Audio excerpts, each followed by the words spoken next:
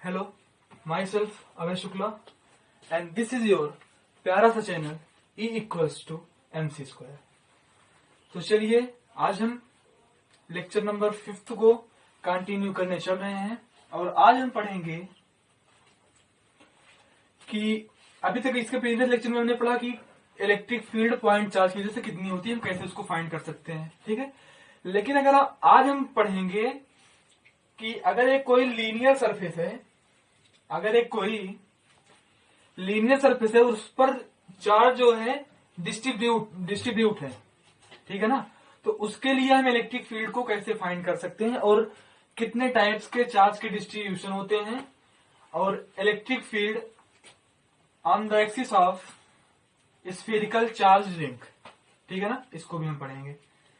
तो सबसे पहले हेडिंग हम लगाते हैं या फिर थोड़ा समझते हैं फिगर से। भाई एक कोई अगर पॉइंट चार्ज रहता था प्लस क्यू, अगर इस आर डिस्टेंस पर इस चार्ज से हमें किसी पॉइंट पी पर इलेक्ट्रिक फील्ड फाइंड करना होता था तो यही तो आता था E=K Q/R²। लेकिन अगर इस टाइप का सरफेस ना हो करके हमारे पास एक लीनियर सरफेस हो और उस पर जो क्यू चार्ज हो यूनिफॉर्मली क्या हो, डिस्ट्रीब्यूट हो, ठीक। और बोला जाए कि इस पॉइंट P पर इलेक्ट्रिक फील्ड फाइंड कीजिए जबकि इसके मिड पॉइंट से यहां तक की डिस्टेंस कितनी है, R है, ठीक है। तो देखिए कई लोग इसको देखेंगे और बोलेंगे कि भाई यहाँ पर मिड पॉइंट ये है तो यहाँ पर जो चार्ज की वैल्यू होगी वो क्यू हो जाएगी, ये हमारा क्या हो गया, पॉइंट चार्ज हो गया, और ये आर हो गया, ये पी हो गया। पहले तरीके से हम फाइंड कर सकते हैं के Q/R², ना। कई लोग तो ये सोचेंगे, लेकिन ये गलत है, बिल्कुल गलत है। ये यहाँ पर मिड में क्यू की वैल्यू नहीं होगी। ये तो चार्ज है और चार्ज पूरे सरफेस पर डिस्ट्रीब्यूट है, ना भाई। यहाँ पर क्यू थोड़ी है पूरा, ये तो पूरे सरफेस पे है। यहाँ पर कोई एक डी क्यू होगा, हम मान सकते हैं बीच में कोई एक डी क्यू होगा, ठीक है ना, लेकिन क्यू नहीं है। तो इस तरीके से तो हम फाइंड नहीं कर सकते। तो यहां से क्वेश्चन ये उठता है कि how to find field due to continuous charge distribution. भाई इन तरीकों से हम फाइंड कर नहीं सकते, तो यहाँ पर क्वेश्चन राइज होता है कि how to find field due to continuous charge distribution. तो देखिए कैसे हम फाइंड कर सकते हैं अगर एक कोई सरफेस है उस पर चार्ज यूनिफॉर्मली या फिर डिस्ट्रीब्यूट है, कैसे, ठीक। क्वेश्चन ये है हाउ टू फाइंड फील्ड, ठीक। हाउ टू फील्ड को हम कैसे फाइंड करें, किसकी वजह से, due to continuous charge distribution.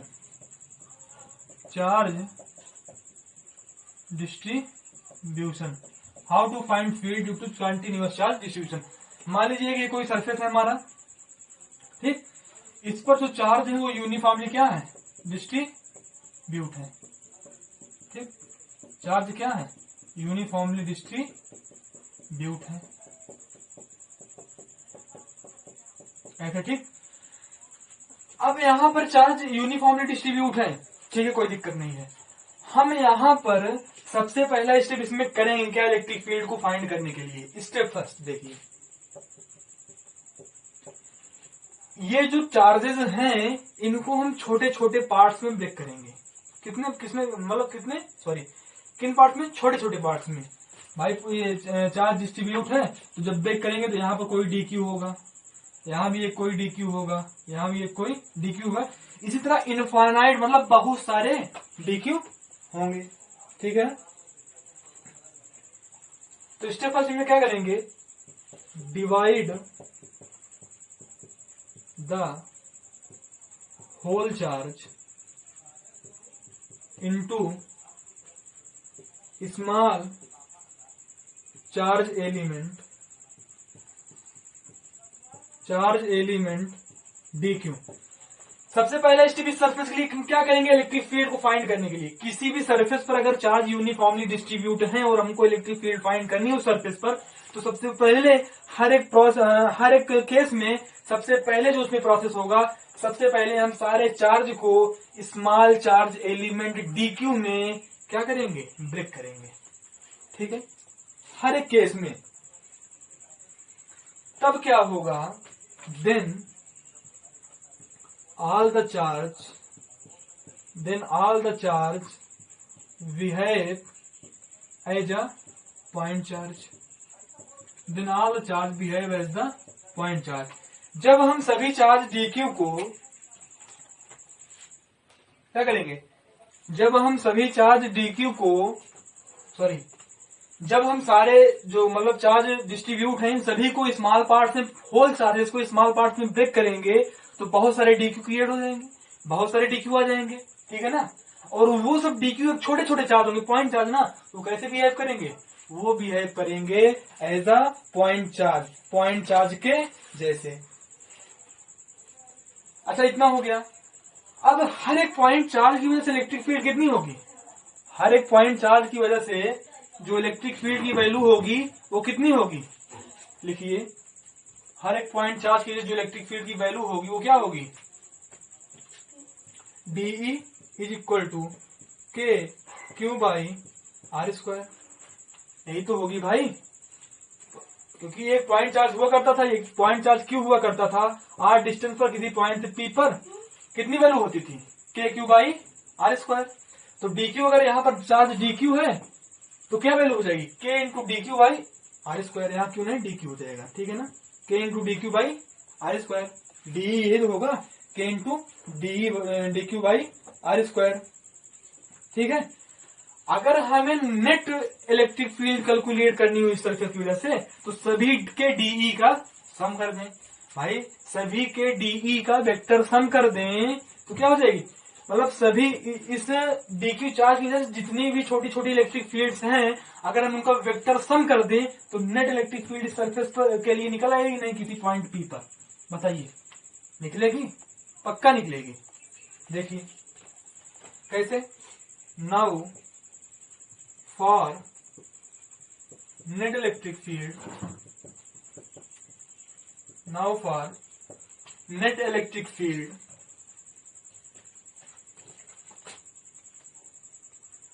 add all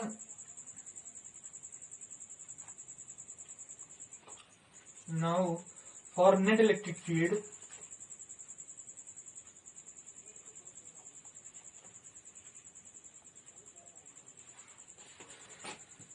add all the D, net electric field के लिए सभी DE को हम क्या करेंगे, ऐड करेंगे भाई ना, या फिर now net electric field can be calculated by vector sum of R D. जो नेट इलेक्ट्रिक फील्ड होगी वो सभी DE के वेक्टर सम से हम कैलकुलेट कर सकते हैं। मतलब अगर हम सभी DE का वेक्टर सम कर दें क्या निकल आएगी, नेट इलेक्ट्रिक फील्ड, यही तो होगा। तो ई नेट क्या हो जाएगा, ई नेट यही तो होगा, E net is equal to DE1 ना plus DE2 plus DE3 plus dot dot dot dot कहां तक चला जाएगा, इनफाइनाइट तक चला जाएगा नहीं। तो मतलब ये इनफाइनाइट तक पहुंच रहा है, तो हम क्या कर रहे हैं, ये सम ही तो कर रहे हैं भाई, सम कर रहे हैं। और अगर जब भी हम बहुत सारी चीजों का सम करते हैं तो उस चीज को मतलब उस जैसे मान लीजिए कि सरफेस का हमें टोटल इलेक्ट्रिक फील्ड निकालनी है, तो बहुत सारे चार्ज होंगे यहाँ पर छोटे छोटे। तो अगर इस पूरे सरफेस के लिए हमें इलेक्ट्रिक फील्ड इस पॉइंट P पर निकालनी है तो हमें क्या कर देना होगा, इंटीग्रेट। इंटीग्रेशन का मतलब ये होता है समाकलन, सम करना, ऐड करना। ठीक है ना, तो ई नेट अगर हम लिखना चाहें तो हम लिख सकते हैं E net is equal to integration of DE। E net is equal to integration of DE। ठीक है, ये इतना हो जाएगा।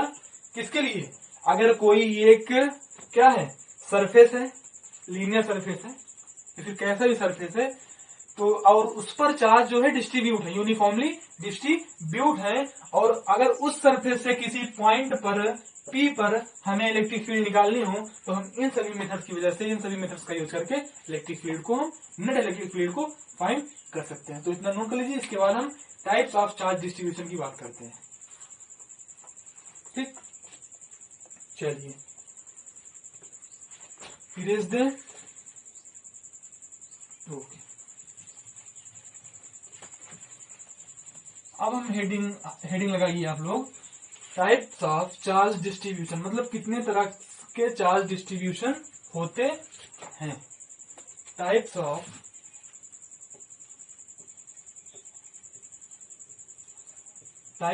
Charge distribution. पहला लीनियर चार्ज डिस्ट्रीब्यूशन, पहला है लीनियर चार्ज डिस्ट्रीब्यूशन। ठीक, एक कोई लीनियर सरफेस है, मान लीजिए इस पर क्यू चार्ज डिस्ट्रीब्यूट कर दिया गया है। ठीक, अच्छा, लीनियर चार्ज डिस्ट्रीब्यूशन को हम लैम्डा से डिनोट करते हैं। ठीक है ना, it is denoted by lambda. अब इस पर चार्ज क्या कर दिया गया है, क्यू डिस्ट्रीब्यूट कर दिया है। ठीक है, तो इस केस में जो हमारा फार्मूला होता है लैम्डा का, होता है चार्ज पर यूनिट लेंथ। चार्ज पर यूनिट लेंथ। अगर मान लीजिए कि देखिए यहां पर अगर मैं इलेक्ट्रिक फील्ड कैलकुलेट करनी हो, तो भाई एक डीक्यू, इसमें छोटा सा डीक्यू हम लेंगे, छोटा सा डीक्यू लेंगे, छोटा सा डीक्यू यही लेंगे ना, छोटा सा डीक्यू ही तो लेंगे इलेक्ट्रिक फील्ड कैलकुलेट करने के लिए। मान लीजिए हमने यहाँ की लेंथ ले ली 1 मीटर, तो हमारा चार्ज कितना हो जाएगा, लैम्डा। चार्ज की वैल्यू, भाई अगर हम लेंथ 1 मीटर ले लिए, चार्ज की वैल्यू लैम्डा। लेंथ अगर मान लो 2 ले लिए, 2 मीटर, तो हमारा चार्ज कितना हो जाएगा, 2 लैम्डा। लेंथ अगर मान लीजिए 3 मीटर ले लिए, तो हमारा जो चार्ज होगा वो 3 लैम्डा हो जाएगा। मतलब जितना लेते जाएंगे उतना टाइम इंक्रीज करता जाएगा। तो इसका जो फार्मूला होता है वो होता है lambda is equal to q upon r. कभी कभी इसकी डिफिनेशन भी पूछ लेता है, तो कह सकते हैं कि चार्ज पर unit length is known as linear charge distribution. ठीक, अच्छा ऐसा यूनिट की बात करें, इसकी यूनिट की, तो क्यू का क्या होता है, कूलाम, लेंथ का मीटर, तो क्या हो जाएगा कूलाम पर मीटर। ये हो गया। इसके बाद आता है surface charge distribution. Surface charge distribution. ठीक, इसको हम डिनोट करते हैं सिग्मा से। ठीक, मान लीजिए कि कोई सरफेस है, इस पर क्यू चार्ज, कोई एक एरिया ए है, इस पर क्यू चार्ज डिस्ट्रीब्यूट है। ठीक है, ठीक है ना। तो इसका जो फार्मूला होता है वो होता है sigma equals to q upon A, charge पर यूनिट एरिया। मतलब इसकी एरिया कुछ ना कुछ होगी, तो उसमें कितना कुछ ना कुछ चार्ज होगा। मान लीजिए यहाँ पर एक कोई हमने एरिया ले ली, कितनी, डी ए, या फिर हमने यहाँ पहले कोई एक चार्ज चूज किया, क्या, डी क्यू। भाई इतने सारे चार्ज हैं उस सरफेस में भी, इसके जस्ट पहले हम डी क्यू छोटे छोटे चार्ज पार्ट्स में ब्रेक करा दी नहीं, वैसे हमने यहाँ भी एक छोटा सा पार्ट डी क्यू ब्रेक किया जिसकी एरिया डी ए है। ठीक है ना, तो चार्ज पर यूनिट एरिया इसका सरफेस चार्ज डिस्ट्रीब्यूशन। अच्छा, इसकी असाइनमेंट की बात करें तो चार्ज का कूलम पर एरिया का मीटर स्क्वायर। ये हो गया। इसके बाद आता है वैल्यूमेट्रिक चार्ज डिस्ट्रीब्यूशन। क्या आता है, वैल्यूमेट्रिक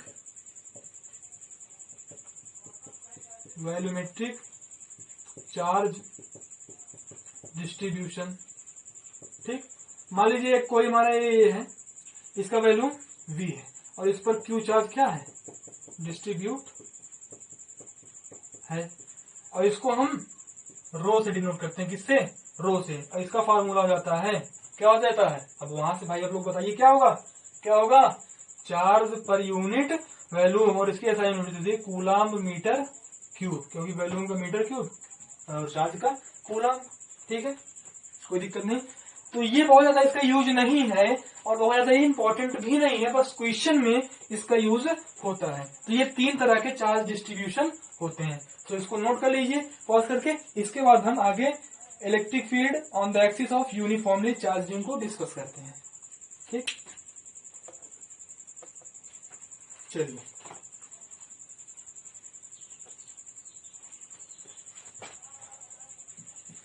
इलेक्ट्रिक फील्ड हेडिंग लगाते रहिए आप लोग। Electric field on the axis of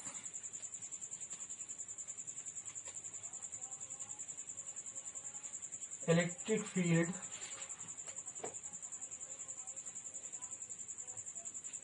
on the axis of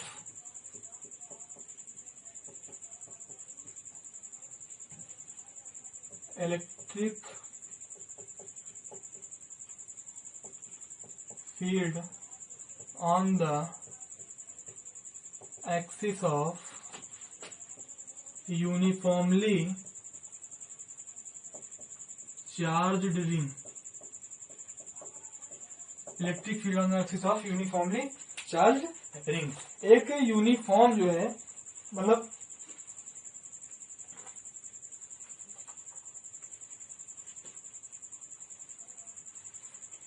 एक रिंग है और जो यूनिफॉर्मली चार्ज है। ठीक है, एक रिंग है जो क्या है, यूनिफॉर्मली चार्ज है। यूनिफॉर्मली चार्ज मतलब प्लस प्लस चार्ज क्या है, डिस्ट्रीब्यूट है।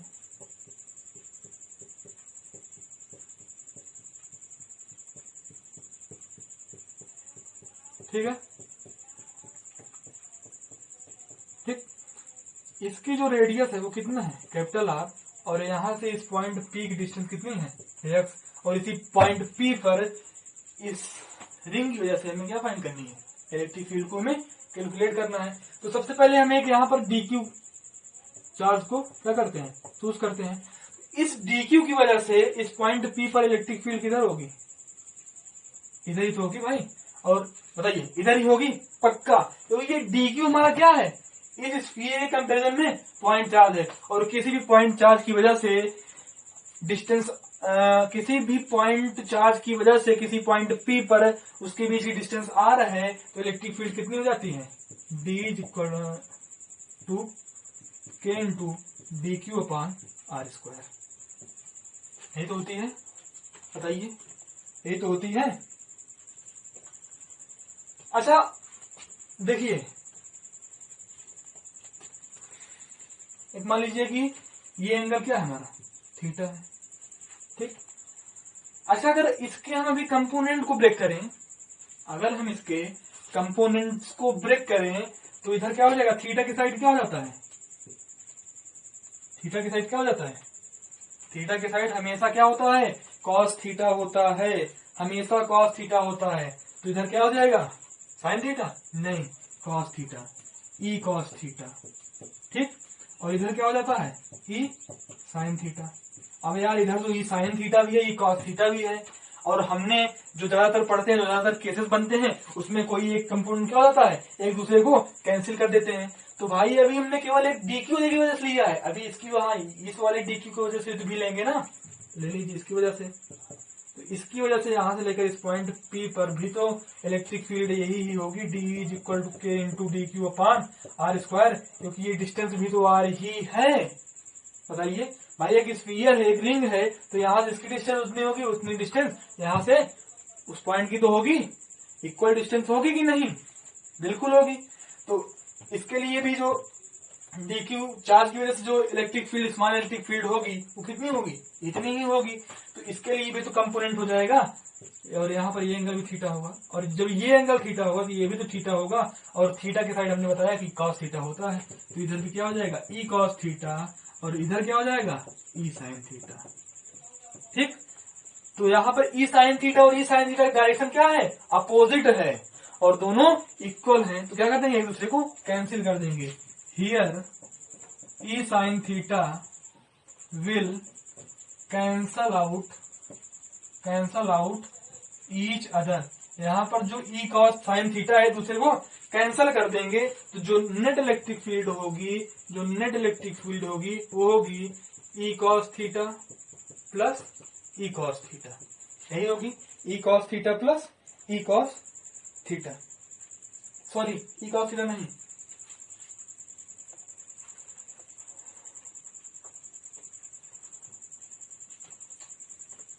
ई नेट होगी जो डीई कॉस थीटा और डी कॉस थीटा होगी।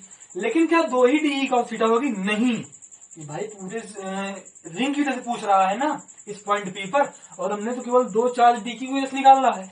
तो पूरे रिंग की वजह से निकाल, पूरी रिंग की वजह से जब हम निकालेंगे तो हम क्या कर देंगे, इसको इंटीग्रेट करेंगे। भाई बहुत सारे ऐसे डी कॉस थीटा होंगे नहीं भाई, हमने तो केवल दो डी की के लिए निकाला है, इसी तरह बहुत सारे डी की होंगे। तो हम क्या करेंगे, ई नेट निकालने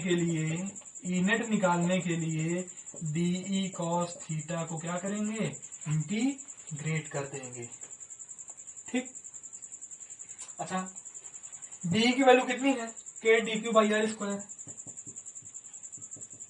के D Q by are square, और यहां से कॉस थीटा कितना हो जाएगा, cos theta base upon hypotenuse, तो base X hypotenuse R into X upon R whole integration. ठीक, ई नेट क्या हो जाएगा भाई, के कांस्टेंट है बाहर आ जाएगा, एक्स भी हमारा क्या है कांस्टेंट ही रहेगा, ठीक है ना, और हमारा आर भी क्या है कांस्टेंट ही रहेगा, तो आर क्यू नीचे आ गया, बचा क्या डी क्यू। अब भाई जब हम बहुत सारे डी क्यू को मिला देंगे तो क्या बनेगा, क्यू ही तो बनेगा। जब हम पूरे जितना यहाँ डी क्यू है इन सभी डी क्यू को मिलाएंगे तो ये क्यू चार्ज ही तो इस पे डिस्ट्रीब्यूट है, तो क्या बन जाएगा क्यू। तो हमारा जो ई नेट आ जाएगा, ई नेट हमारा आ जाएगा वो होगा K Q x upon are cube, K Q x upon are cube. ये हुआ कि नहीं बताइए। हाँ अच्छा, यहां से हम आर की वैल्यू भी निकाल लेते हैं, तो आर की वैल्यू यहां से क्या हो जाएगी, रूट के अंदर X square plus capital R square और X square plus are square का होल पावर 1/2, यहाँ वैल्यू रख दो। तो K Q x upon R square plus capital R square plus X square का होल 1/2 पूरे का होल 3, ये तो होगा। या फिर इसको ये भी हो जाएगा k Q x upon x square plus are square का होल 3/2, ये हो गया। ई नेट इतना आ गया, बताइए ई नेट इतना आ गया। ठीक, एक मिनट बोर्ड दिख रहा है कि नहीं देख रहे, हाँ दिख तो रहा है। ई नेट हमारा इतना आया। ठीक, अच्छा ये बताइए, मान लीजिए यक्स जो है इतना बड़ा हो जाए, यक्स मान लीजिए if x is much much much much much much greater then किससे, आर, यक्स बहुत बड़ा आर से हो जाए, मतलब यक्स आर से बहुत बड़ा, मतलब जितनी बड़ी रेडियस है यक्स बहुत बड़ा हो जाए, तो हमारा जो स्फीयर होगा वो इतना बड़ा हो जाएगा कि इस पॉइंट पी से जो हमारा स्फीयर होगा जिस पर चार्ज यूनिफॉर्मली डिस्ट्रीब्यूट है, तो एज ए पॉइंट चार्ज दिखेगा कि नहीं, बताइए एज ए पॉइंट चार्ज दिखेगा कि नहीं इस पॉइंट से, बिल्कुल दिखेगा, क्योंकि हमारी एक्स की वैल्यू बहुत बड़ी है। तो यहाँ पर क्या हो जाएगा, आर हमारा 0 हो जाएगा, नेग्लिजिबल, 0 नहीं होगा नेग्लिजिबल हो जाएगा। अगर भाई देखिए नेग्लिजिबल मतलब 0.0000 समथिंग, तो अगर उसका स्क्वायर करेंगे तो वो और भी छोटा होगा, इसका इसीलिए हम आर की वैल्यू को नेग्लिजिबल सपोज करके चलते हैं। तो यहाँ पर क्या हो जाएगा, के क्यू एक्स अपान नीचे बजाय केवल एक्स स्क्वायर का होल 3/2, या फिर इसको ऐसे भी लिख सकते हैं के Q x upon x cube. ये तो हो गया जब एक्स बहुत ज्यादा है किससे, आर से, x is much much much greater than r. ठीक है, लेकिन अगर हम बात करें सेंटर पर इलेक्ट्रिक फील्ड की, कि सेंटर पर इलेक्ट्रिक फील्ड कितनी होगी, तो सेंटर पर इलेक्ट्रिक फील्ड मतलब इस पॉइंट को उठाकर हम यहां लेके चले आए, मतलब ये जो डिस्टेंस है एक्स, ये डिस्टेंस क्या हो गई 0, और जब यहाँ पर हम एक्स की वैल्यू 0 रख देंगे तो जो हमारा ई नेट आएगा वो कितना जाएगा 0। तो अगर हम सेंटर पर बात करें तो सेंटर पर जो इलेक्ट्रिक फील्ड की वैल्यू होगी वो कितनी हो जाएगी 0, और अगर हम बात करें कि एक्स को हम इतना बढ़ा दें कि जो हमारा रिंग का रेडियस है वो क्या हो जाए, बहुत छोटा हो जाए उस पॉइंट और उस रिंग के बीच की डिस्टेंस से, ठीक है ना, मतलब एक्स बहुत ज्यादा बड़ा हो जाए आर से, x is much much more greater than r, तो क्या हो जाएगा हमारा आर नेग्लिजिबल हो जाएगा, और इसीलिए एक्स क्यूब आ जाएगा। अब देखिए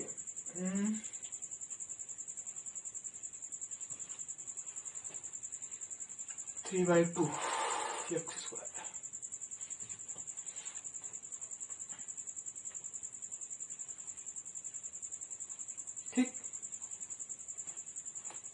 कितना समझ में आया? कहीं कुछ मिस्टेक्स कर रहे हैं क्या? चेक कर लीजिए एक बार। के Q x upon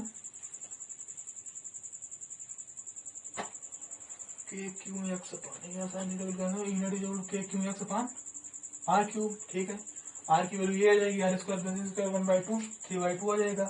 x square plus are square 3/2। ठीक, के एक्स अपान आर क्यूब, ये भी ठीक है। के एक्स अपान आर क्यूब,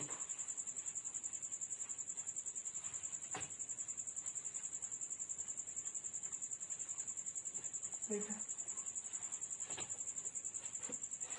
देखिए कहीं मिस्टेक हो गई है क्या?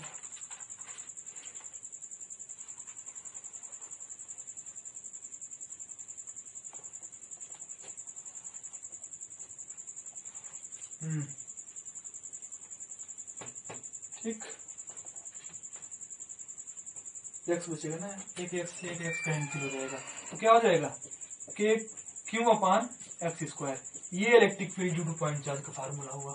ठीक है ना, एक एक्स से एक एक्स कैंसिल हो जाएगा, तो ये क्या हो गया? एक electric field due to point charge. जब एक्स क्या हो जाएगा? बहुत बड़ा हो जाएगा, तो ये हमारा जो स्फीयर होगा ये पॉइंट चार्ज ऐसा बिहेव करेगा। जब x, if x is much much greater than r, then uniformly charge ring behaves as a point charge. ठीक है ना, इसीलिए जो हमारा फार्मूला आ रहा है ये क्या आ रहा है? पॉइंट चार्ज का। Electric field to point charge यही होता था कि q by are square. Distance वहां आर थी, यहाँ पर डिस्टेंस एक्स है, कोई दिक्कत नहीं है। ठीक है ना, इसीलिए अगर कोई पूछे कि जो इलेक्ट्रिक फील्ड होती है on the axis of uniformly charge ring, वो जो है कितनी आती है? Electric field to point charge किस केस में होती है? ठीक है ना, उसके केस में electric field to point charge कब होता है? तो आपका आंसर होगा कि जब एक्स जो हमारी डिस्टेंस है एक्स वो बहुत बड़ी हो जाए, किससे? आर से। तो कैसा बिहेव करने लगता है हमारा स्फीयर, हमारा रिंग पॉइंट चार्ज के साथ। ठीक है ना, तो आज इतना ही करिए, बाकी फिर कल के लेक्चर में देखते हैं। All the best.